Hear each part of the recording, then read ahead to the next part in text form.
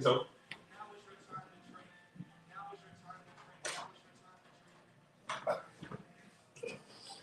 what's up, man? Good to see you, bro.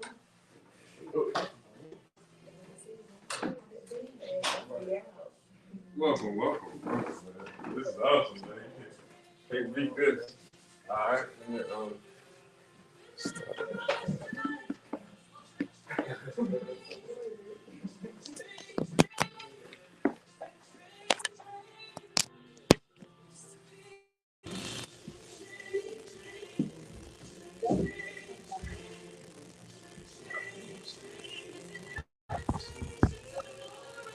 This is great.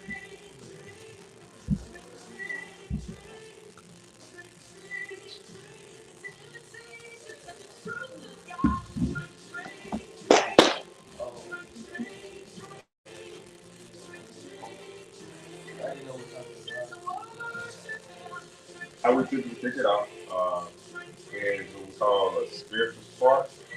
So, similar to game day, uh, or your favorite workout, if you like to kick it out with like music on, whatever you do to get feeling good.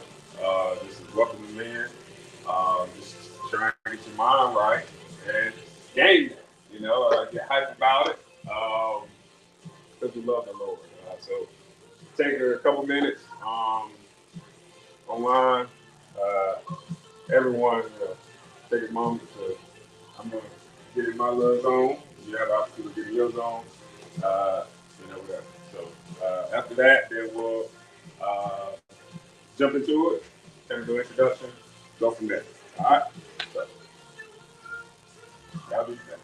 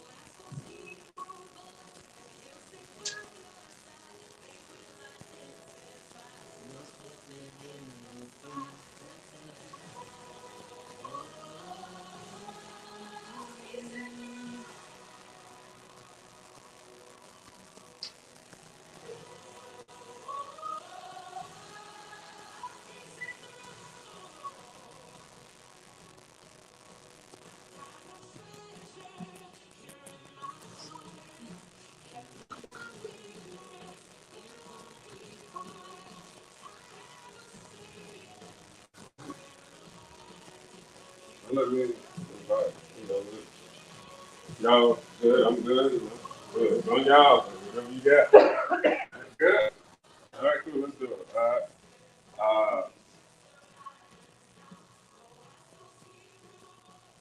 I want to open us up, like to lay the foundation. First time praying, don't even know how to pray. The Bible tells us uh, to start with the Lord's Prayer. So, like, you know, if you don't know how to pray, it's your first time ever hearing about the Word of God, Jesus praying, you might have that question.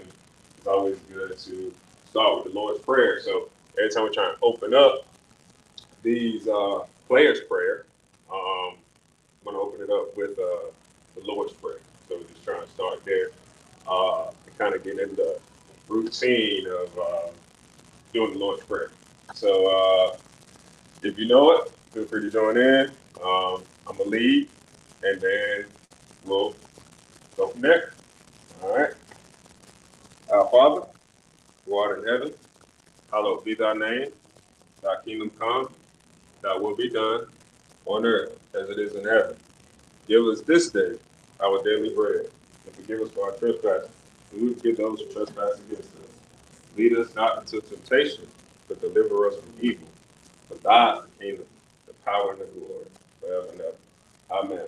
Welcome to the Players Prayer. Welcome online. Appreciate you joining. I'm excited about it. This is the first one. Hopefully, you know, Lord, see it through. We'll continue to do this for well. We can do this, utilize the platform, utilize this is what the Lord has given us. This is essentially the Players Prayer. So you know, athletes. You know, this is kind of like our target sports lovers as well. So don't think that you have to be an athlete or a former athlete. You can be somebody that just loves talking about sports. You can be a fan of a team. You can be somebody that played in the past, hung it up, but I still got a team that I talk junk about. I still got, you know, I'm a coach, but I'm not a coach. So if you're somebody that loves sports, I feel like all of us can relate some way or fashion to that. We might be a fan again, might have a favorite team. You may have a family member or sibling or someone that is a coach or has played that you love sports. So that's where the player's prayer, originates from. Just trying to create a culture of fellowship with sports lovers. So wanted to officially welcome you to that, as well as you may see. I don't have it on this, but you'll see something. Our theme for, I would say Q1, and I would say for now, really for the year 2024, to the Lord, just kind of gives me something else. Was He gave me withholding nothing. So that's kind of the theme. And when you think about that, you think about just really letting it all go. Like athletes, we go through practice, coaches, as well as everybody. You know, you kind of go through practice, you training, you do all season, all of these things. But then when game day comes on, they say go cut it loose. So when you go cut it loose, everything else that happened, I'm reacting to. I'm not really, I would say, having my finger on it. I'm really just reacting to. So I'm essentially withholding nothing, right? Whatever's coming in front of me, I find a way to make it happen or utilize what I've been training and or coached to do to go execute. So the theme for Q1 right now is withholding nothing.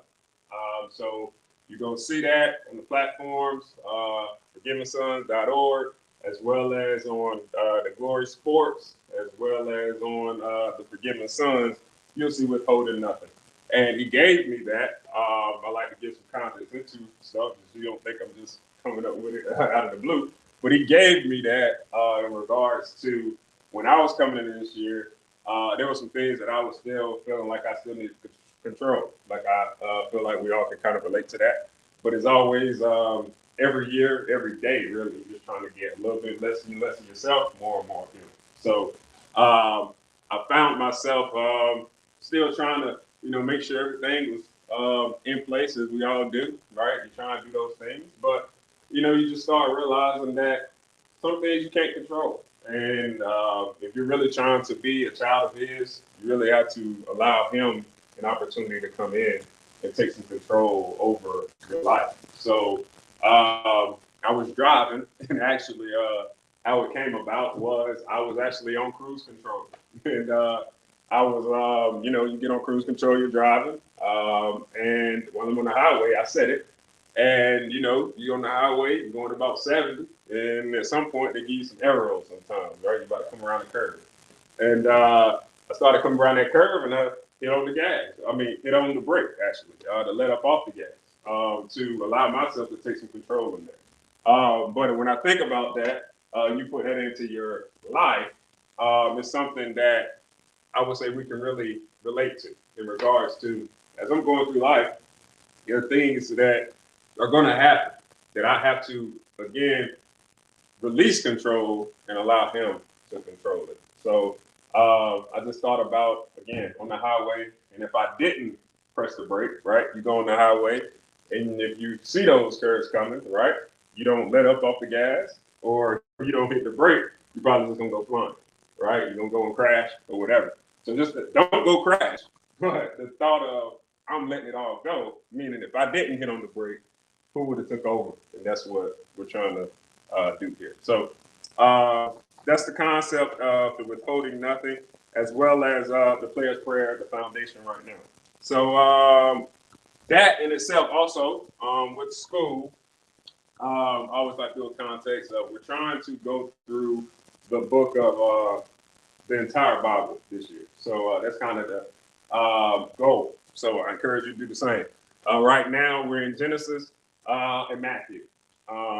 Genesis 1 through, we've gotten through 17. Now we're in Matthew, we've gotten through 5. So that's currently where we are.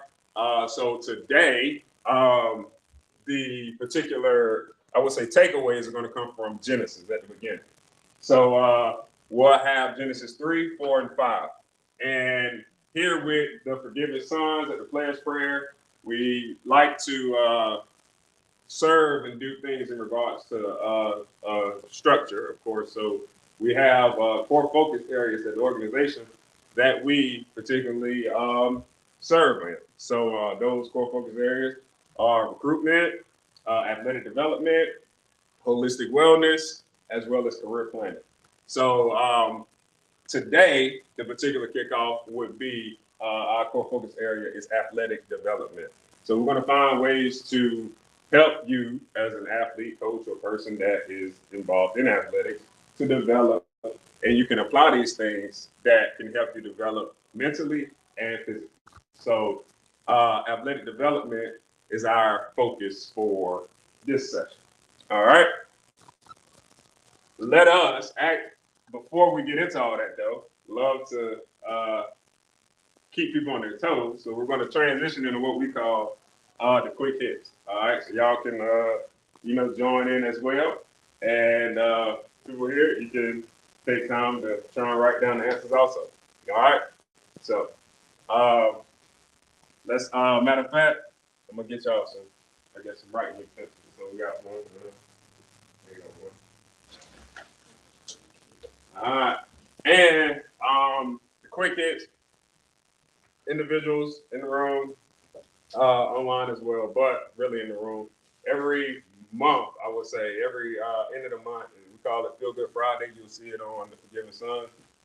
This will give you opportunity. If you get the answers right, you win or whatever. Yeah, opportunity at the end of the month to win a raffle prize that we got. So that's a little incentive for your participation. Yeah, so we're gonna jump into it. Good luck. Quick hits. Here we go. All right, number 1. We can see, I'm going to read it for you. One of the greatest hockey players of all time, Wayne Gretzky, played for what team in the 1980s?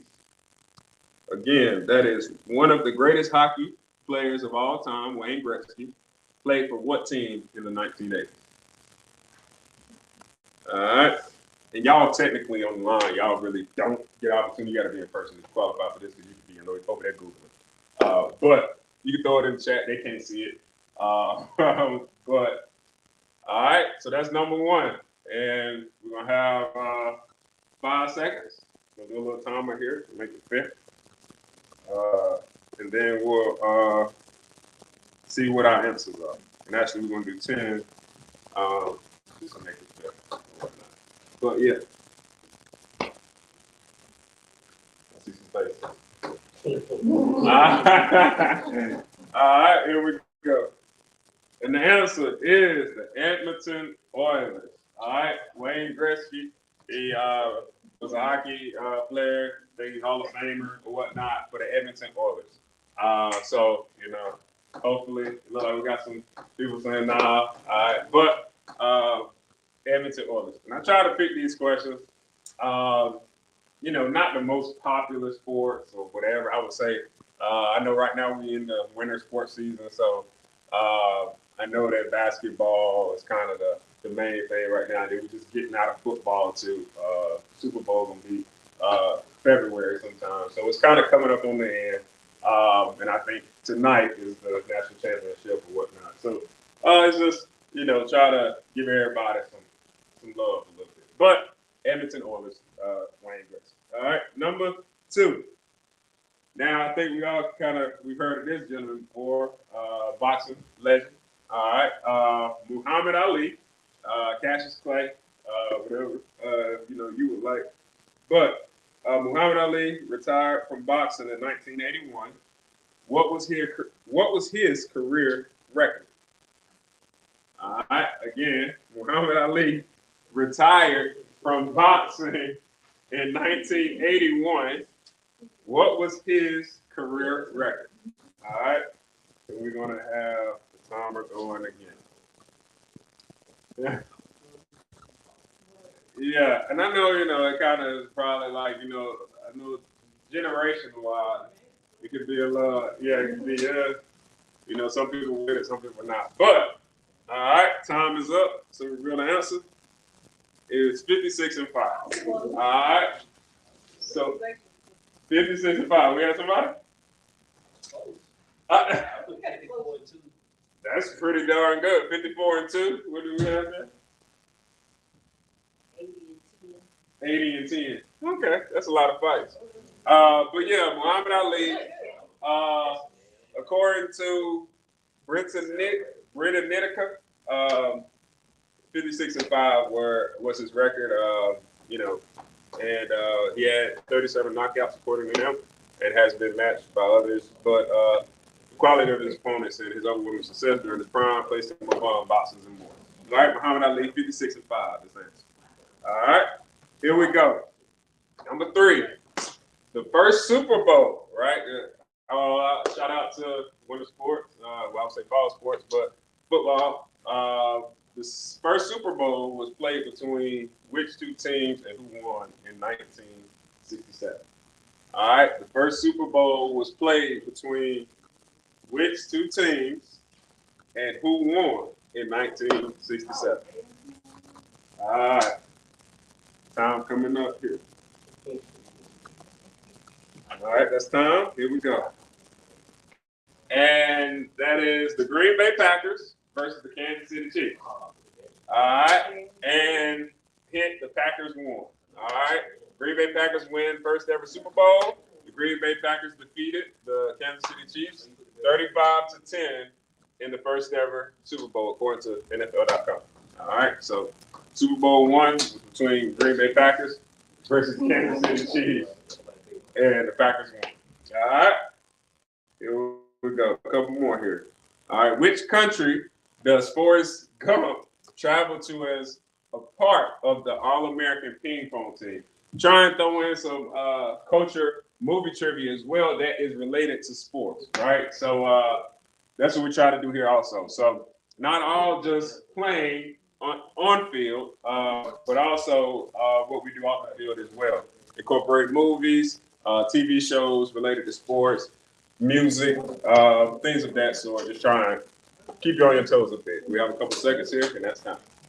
All right, let's see what our answers are. It is China. All right, so China. If you can remember the movie, this is him competing here. He was essentially he was wailing on that ping pong. He was killing it. He was pretty good. But yeah, it was in China. So that's where he was All-American ping-pong player participating on the teams. Right. Absolutely. Forrest Gump. All right. Here we go. And this is a film that people might have overlooked or whatnot. It may be something that you're not familiar with, but we'll see. If you're kind of in the 70s or whatever, you might have known. But in the film, The Fish That Saved Pittsburgh, what was the team nickname for the Pittsburgh basketball team that Julius Erving and Meadowlark Lemon played for? All right, again, in the movie, right, in the film, The Fish That Saved Pittsburgh, what was the team nickname for the Pittsburgh basketball team, I'm sorry, that Julius Erving and Meadowlark Lemon played for? All right, and that's tough. Here we go. And they were called, oh, matter of fact, hold on, that ain't right. Hold on, let me see. Okay, here we go. They were called the Pisces. All right. So, The Fish That Saved Pittsburgh basketball comedy released in November 1979 celebrated a decade of unprecedented athletic achievement by introducing a new team and a timeless story of teamwork to the city of champions. So, Pisces. All right, the Pisces. And how did we do? Oh, we got one. None. How did we do? Well, all right. I got half or I got Packers. It's all good. Ain't nothing wrong with that. Ain't nothing wrong with that. You don't like it? But no, all fun. Just always trying to change up the pace. But appreciate y'all participating. We're gonna transition. All right. Let's go back to let's get out of here. Go back. Here. All right. So again, you mentioned, or you're familiar with me mentioning, the theme was withholding nothing. Again, our core focus area is athletic development, and then our three takeaways that we're going to dive into are getting the big picture, which is going to come from Genesis 3. We have examine your heart, which is going to come from Genesis 4.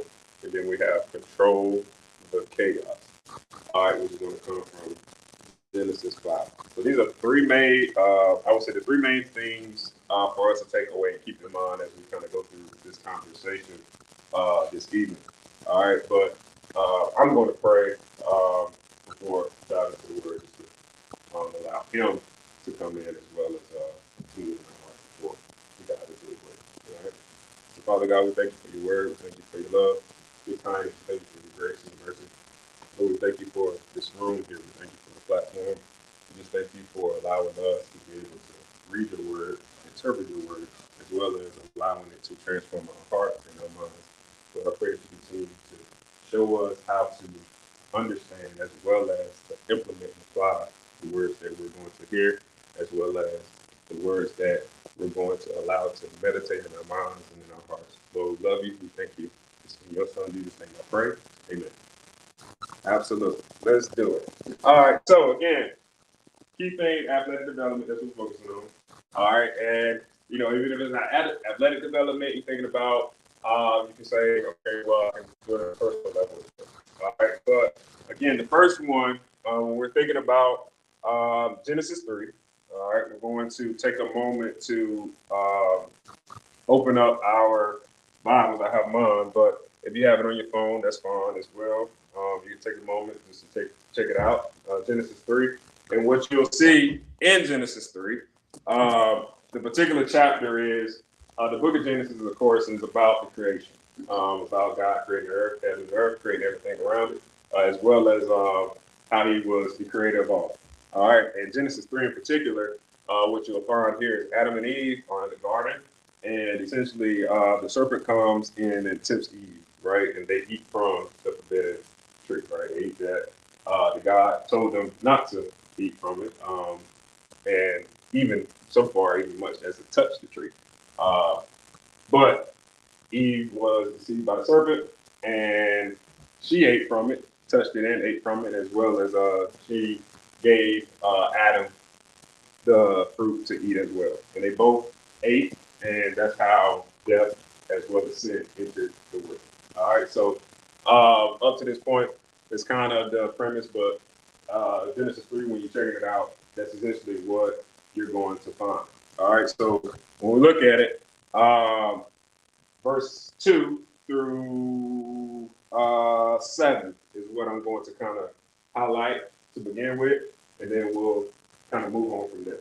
All right, so when I read, and the woman said to the serpent, we may eat the fruit of the trees of the garden, but of the fruit of the tree which is in the midst of the garden, God has said, you shall not eat it, nor shall you touch it, lest you die. All right, I'm reading from New King James Version as well, just so people know. Then the serpent said to the woman, you will not surely die, for God knows that in the day you eat of it, your eyes will be opened, and you will be like God, knowing good and evil. Verse 6. So when the woman saw that the tree was good for food, that it was pleasant to the eyes, and the tree desirable to make one wise, she took of its fruit and ate.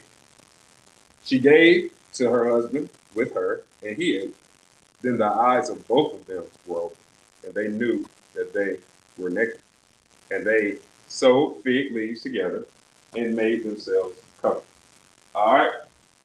And when we read that, I want to stop there.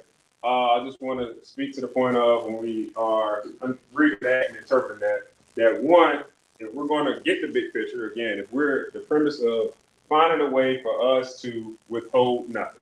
All right. And this is one step we can take to withholding nothing, right? That we can take from this particular passage is, again, getting the big picture. All right. And why is that important? Because based on the text that we're reading here, is that we see that our eyes can be deceitful, right? So essentially, seeing the pleasures and luxuries, I would say the luxurious looks of others blinds us to what the real truly is, right? It makes the false appear real. So you think about when I'm walking through life and I have a particular call on my life and someone else has a particular call on their life.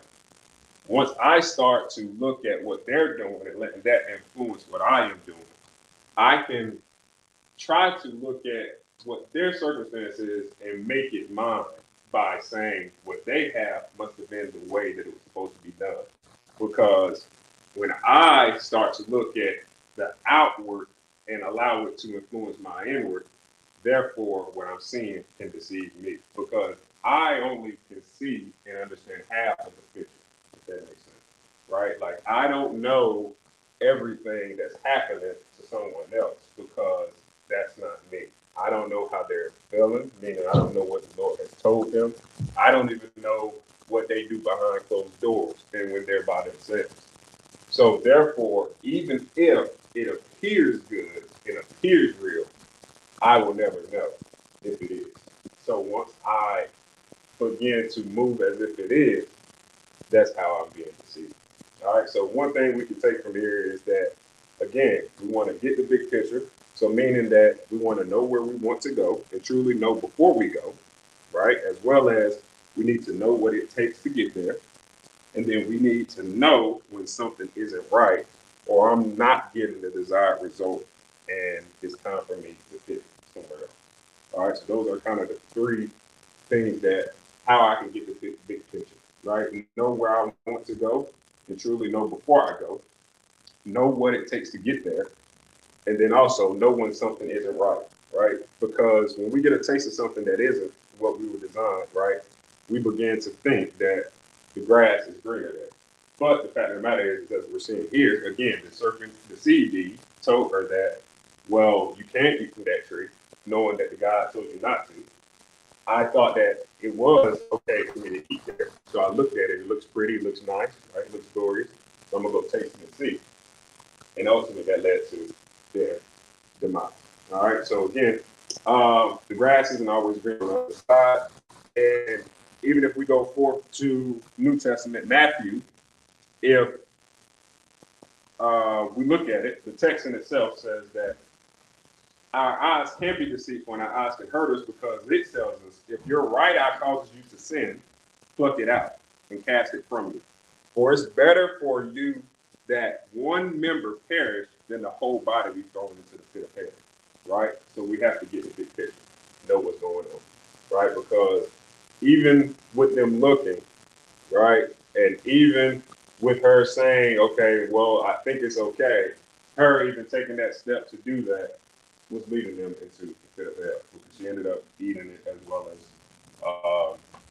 Adam ate it as well. All right, so it's better for us to cut off our sinful nature and throw it away, cast it away, than to allow it to take us over and throw us into the pit of hell. All right, so number two, I would say, is we'll go to Genesis 4. All right, so we got get the big picture. All right, we're not gonna take too long here, and then we're gonna have two examine your heart. All right, so we're gonna go Genesis 4. All right, my phone here. All right, and what you'll find in Genesis 4, again, encourage you to read Genesis 3 on your own, as well as all the books. But what you'll find in Genesis 4 is that Cain murders his own brother. All right, Abel. All right, because of essentially his perception. Again, we kind of got a whole common thing here. What we're seeing, right? Like we just talked about Eve being deceived by her eyes, and now we're talking about Cain and Abel. Essentially on the different side of what I'm saying. I have a perspective attached to what I see as well. All right, so Cain murders his brother Abel in Genesis 4 because of his own perception, right? How he saw, felt the Lord was treating him. All right, so our second key point to withhold nothing to develop as an athlete would be we must examine our heart. All right, so we must take the time in a moment to examine our heart to understand why am I about to do what I'm about to do, as well as understand why I feel how I'm about to feel. All right, so when you look at Genesis 4, what we take is Cain and Abel, right? You had that situation. Uh, Cain didn't see or didn't want to see because his heart was hard. All right, so he couldn't see why the Lord chose Abel's sacrifice over his, right? Because his situation was all right. He felt that maybe his particular job was either the same and or maybe better than his brother's job. So when he came and presented his sacrifice, he's like, why is God more pleased with his sacrifice? And that in itself enticed his anger and wrath against his own brother. All right. So being that I'm only halfway seeing this situation, I allowed that to influence me to even murder my own flesh and blood. Right. So I have to examine my heart as an athlete when I'm going through things to understand what exactly is my sacrifice. Meaning, if it's physical or if it's something else. Meaning, if it's not something physical, I need to incorporate one. So that may be watching extra tape. That may be going to the weight room when no one's there. That may be staying after just a little later or getting there a little early, right? These sacrifices are things that may not go seen, but they will be seen and approved by your father, right? Because he's very much pleased with the fact of I take and implement my faith by doing things out of faith. Meaning, when I sacrifice and I do something when nobody's watching, I got a motive and I examine my heart and know that it's going to be beneficial for me.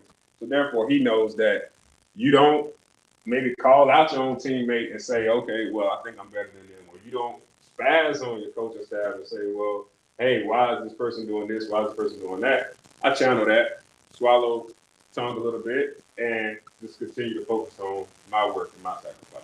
So when I do these things, he says, leave the space for vengeance for me, right? So therefore, even if I know something wrong is happening, I don't have to not say anything, but I can approach it in a way of being, I would say, more peaceful, graceful, and allowing him a space for him to have a wrath against whatever's being wrongly done to me. All right, so what I could take from, again, number two is we have to examine our hearts, right? So again, withholding nothing. All right. So number one, I get the big picture. I know what I'm doing, know where I'm going, where I want to go. Make sure I see clearly, right? Because I can see and still be blinded again, just like Eve was. They saw, still was blinded, and allowed the serpent to deceive them. So understand what I'm seeing, know what I'm seeing, be confident in what I'm seeing, and trust that the Lord is the way, the truth, and the life. And then number two is examine my heart. So know while I'm doing it, know while I'm sacrificing, know while I'm going out and competing, doing all of these things, because if I allow it to negatively influence what I'm feeling about someone else, therefore it can become and build up into something that can be very detrimental to what I'm trying to do. And hence, again, Cain, take for his example, he allowed that to build up so much in him that he decided to kill his own flesh and blood. All right, so pretty much athletes you probably relate to the whole realize, recognize, realize, right? So I say that quite a bit sometimes, but it's the truth, right? Contrary to this, real eyes recognize real truth as well, right? So real recognize real, right? In instances as this one, right? Again, like we mentioned, Cain was looking at something like this was what the real was, but it really wasn't that. So it's something that we have to keep in mind and perspective that if it's real and true, if I did my own research, if I found out and I understand this and I got a clear understanding of what the situation is, I see it, I'm in it. Therefore, I got to believe what I'm seeing as well as I got to believe what I know the truth is. So once I know those things, I can move in a way that is fitting towards that, right? And we're going to go to 5. All right, Genesis 5. Um, that is our number 3. Our 3 takeaway is control the chaos. All right, so you'll say like, what is chaos? And when we talk about Genesis 5, when you check it out, what you'll get and what you'll see is that it's kind of a breakdown of Adam's family, right? And Lord verbally stated Lamech's son's name is Noah, the one who will comfort us concerning our work and toil of the hands, because the ground the Lord has cursed. Love ultimately brings comfort. All right, so that's what you'll kind of figure out in Genesis 5. What you'll take away is the reason why control the chaos goes here is because after all that mess that you're going to read when you check out Genesis 5, the Lord still was able to say, hey, in all this, I'm still going to let you birth a son named Noah. And I'm telling you that all of this is happening. All of this, I would say, destruction as well as wickedness is taking place. I'm still going to give you a son. His name is going to be Noah. Up to this point, names, they are significant, but the Lord hadn't even put I would say, a title or definition to outwardly expressive what a name really was. Like he specifically chose Noah and he said that his name will be this and mean this, and he wrote that out, right? But up to this point, he hadn't done that. But so that's the importance of this, because in all of this mess, he put Noah's name in there and said like, you should tell them that his name is, it means the one who comforts us, because that is what that particular nation, those particular people, that's what they were needed and in need for, in search of. So in all of that, that is letting us know that even in our chaos, there's comfort, meaning there's a comforter. All right, so even when I'm going through a tough situation, even when the game's seeming like it's fast, even when it seems like I'm being done wrong, even when it seems like it's very chaotic, there's a lot of dysfunction, there are a lot of people doing me wrong. It seems like I'm not understanding. I have opportunity to slow the game down because I can get connected to the comforter that can control the chaos. All right, so that's what I have to take away from this as well. That even though when I feel like I'm confused, this is an opportunity for the Lord to bring me clarity. All right, so those 3 things are, I would say, the 3 takeaways that I can have and help implement and to keep in mind when I am going through my athletic development process, physically and mentally. I can get the big picture.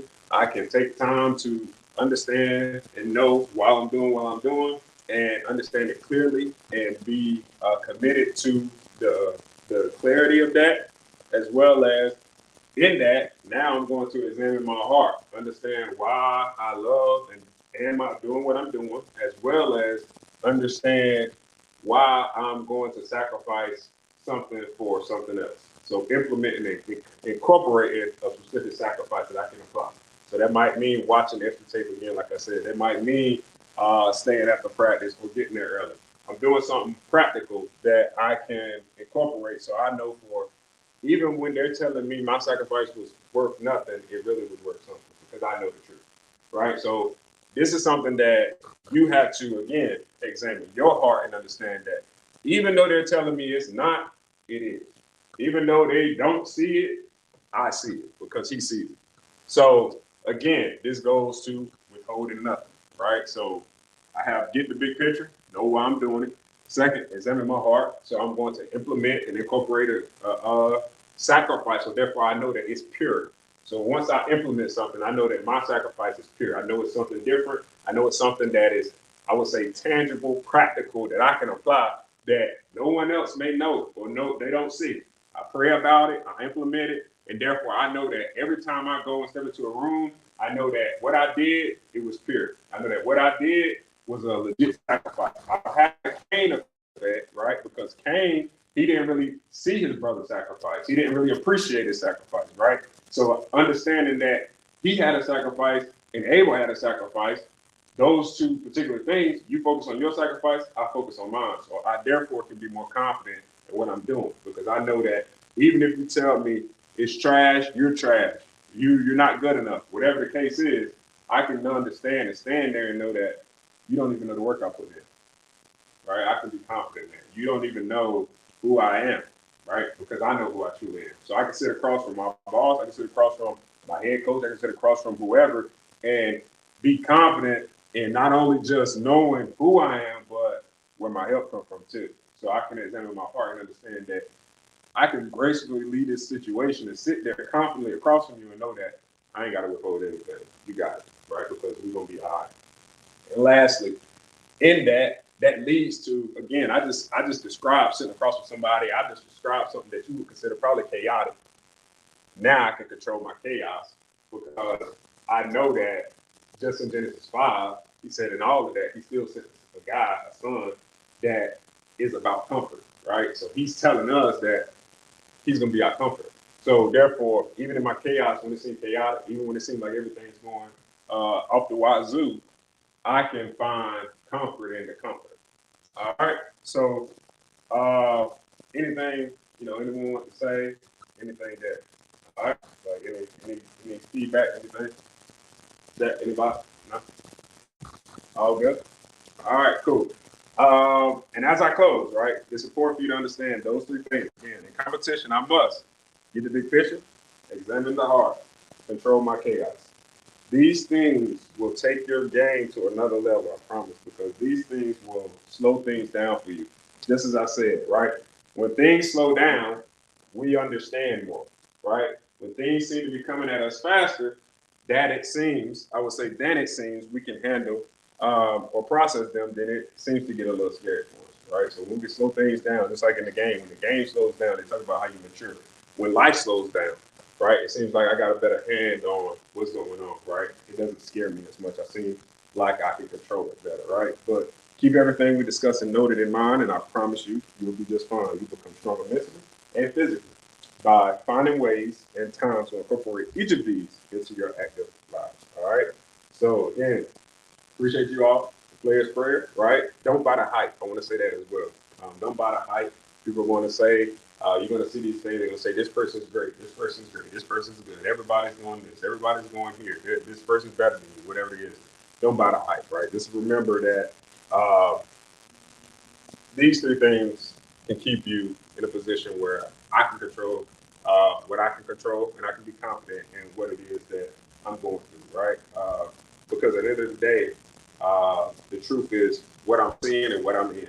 All right. So I see half of it, but then at the same time, if I'm in it, then I can be more, I would say I can relate to it more. I can understand it a little more. So therefore, just keep that in mind, believe it. And at the end of the day, you always have a team of individuals that support you. And as always, keep the main thing the main thing. See you all next time. God bless. Peace.